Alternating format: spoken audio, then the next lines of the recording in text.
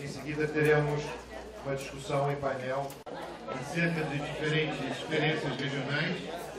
Quem vai moderar vai ser o meu colega Beto Nippers, da Fundação Chile. E eu vou passar o microfone para ele. Bom dia a todos. That's about it in my Portuguese. We are on a very tight timeline, but we have four experts. The focus of our first panel is cooperation approaches and experiences. This is something of great interest for me. I'm coming from Fundación Chile, where we, as Antonio mentioned, led the feasibility study for the Southern Cone.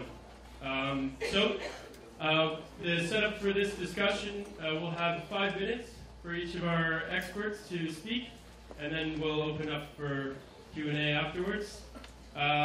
First up, we have Mia Rahunen, thank you, from the Nordic Council of Ministries. Ms. Mia. Hello, everybody. First of all, I have to say that it's really amazing to see so many of you here. I'm impressed. I just heard that there is another conference room somewhere in the house where people are sitting and looking at the video. From this conference room, I think it's really amazing. It doesn't just show that how important these questions are, but also how seriously your countries are taking these issues. It's really great. So I work at the Nordic Council of Ministers. We have been financing part of the project Antonia from Chile was talking about. The project focusing on eco-labeling and sustainable public procurement in the Southern Cone countries. So I represent the Nordic cooperation. And what is that? It's the cooperation between the 5 Nordic countries, between Finland, Sweden, Norway, Denmark, and Iceland. The cooperation started already 60 years ago. It was first the parliamentarians who started to have Nordic meetings, and then the governments joined almost 40 years ago and established the Nordic Council of Ministers. So we have quite a long tradition for regional cooperation. We have quite extensive cooperation, both on political and on technical level. We have 10 different ministerial councils, of which environmental council is one of them. I'm working with sustainable development. I'm coordinating the Council of Ministers' activities on sustainable development. So I had a chance to be here in Rio in June to attend the Rio Plus 20 conference. You have heard already some of the concrete outcomes for the Rio Plus 20. And in line with the other speakers, I would like to highlight the importance of the 10-year framework program on sustainable consumption and production. That's one of the areas where the Nordic countries have been really active and will also be really active in implementing the results. Of course, partly because our Nordic eco-label. So the Nordic eco-label was established about 20 years ago by the Nordic governments.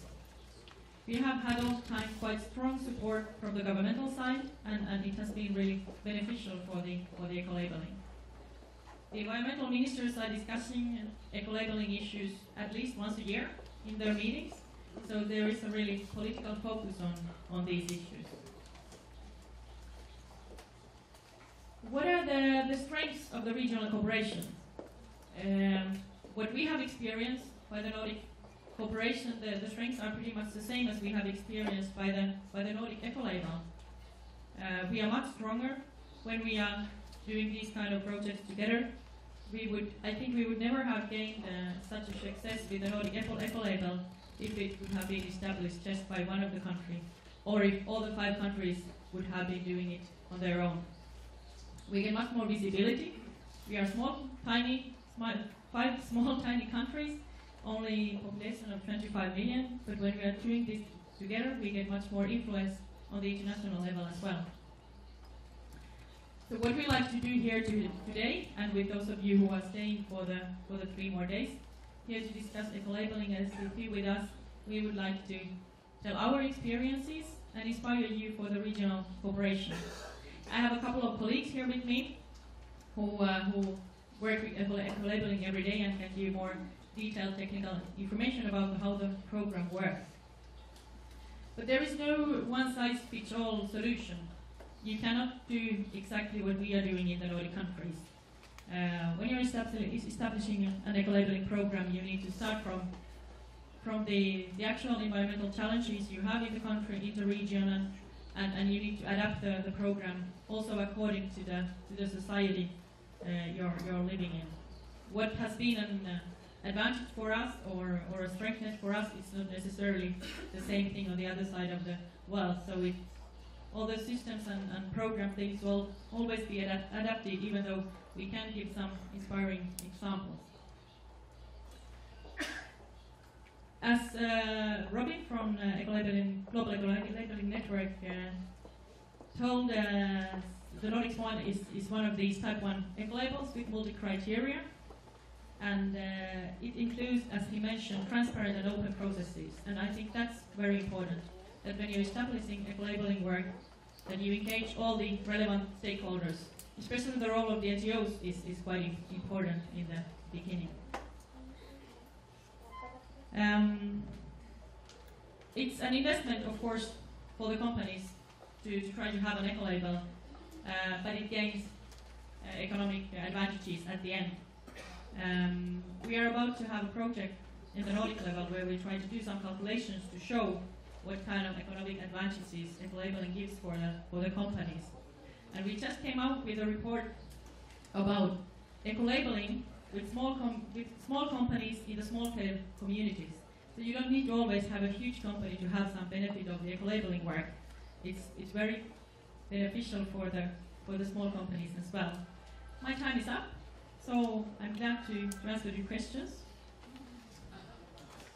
Thank you, Mia. I certainly think that we can learn from a lot of the experiences. Some of the points you just touched on, we came across to be very similar issues for this region as well. So look forward to learning more.